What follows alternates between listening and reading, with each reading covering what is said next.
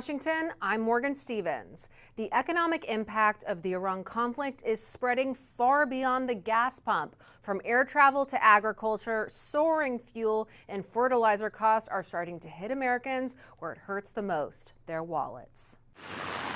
The economic effects of the Iran war are being felt beyond gas prices. Jet fuel has doubled since the war began, and truckers and farmers at the mercy of diesel and fertilizer that won't stop rising. When oil prices double, it would lose money. And so there's just no point in flying flights that are going to lose money that can't cover the cost of fuel. Meanwhile, a perfect storm of rising U.S. jet fuel and capacity cuts have travelers facing costly airfare. On the day before the strikes began, jet fuel was at $2.50. Now it's spiked to $4.57 per gallon, leading to higher costs to fly. Farmers are also feeling the impact. In the past few months, the cost of fertilizer for New York farmers jumped by around 5% since the war broke out, now trading at $580 per ton from $400 per ton. Planting season is right around the corner, as soon as a couple of weeks.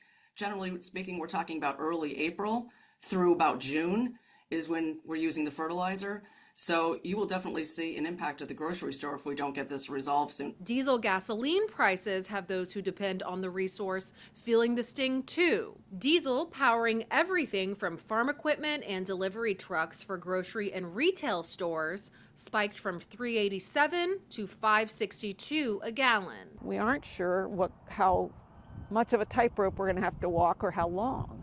As a cost of production for not only farmers raising a crop, but for all end products there that go into the stores and on grocery shelves, the price has to be passed along to the consumer. Farmers say that even if the Strait of Hormuz reopened today, it could take around a month for prices to settle down. So producers and consumers can expect to see some sticker shock for the foreseeable future. In Washington, I'm Morgan Stevens.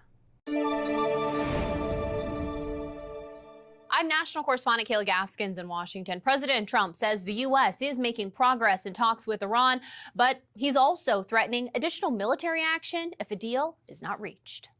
President Trump says negotiations with Iran are moving along very nicely as his administration pushes for a deal to end the current conflict. Getting a lot of the things that they should have given us a long time ago.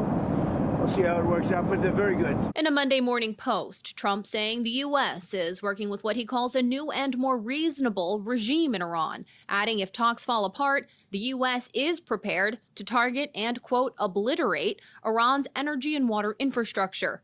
Secretary of State Marco Rubio also signaling there may be openings behind the scenes in a Monday morning interview. You have people over there that are saying some of the right things privately. Obviously, they're not going to put it out in press releases and what they say to you or put out there for the world. But at the end of the day, we have to see if these people end up being the ones in charge, seeing if they're the ones that have the power to deliver. A spokesperson for Iran's foreign ministry denied any direct negotiations were underway with the United States, calling the U.S. demands to end the conflict excessive, unrealistic, and illogical. White House Press Secretary Caroline Leavitt says what Iran is saying publicly is much different from what they're communicating privately. Despite all of the public posturing you hear from the regime and false reporting, talks are continuing and going well. Meanwhile, U.S. officials say the Pentagon is preparing for potentially weeks of ground operations, including a mix of special operations forces and conventional troops. The greatest military in the history of the world continues to stand by to provide President Trump with every option available to ensure this regime continues to pay a grave price. On Saturday, Central Command announced an additional 3,500 sailors and Marines had arrived in the Middle East, bringing the total U.S. force posture in the region to more than 50,000 troops, about 10,000 above typical levels. Iran's parliament speaker warning the U.S. against a ground invasion threatening to set American troops on fire. Pakistan says it plans to host talks between the U.S. and Iran aimed at de-escalating the conflict, but officials there say no date has been set for when those negotiations could take place. In Washington, I'm Kayla Gaskins.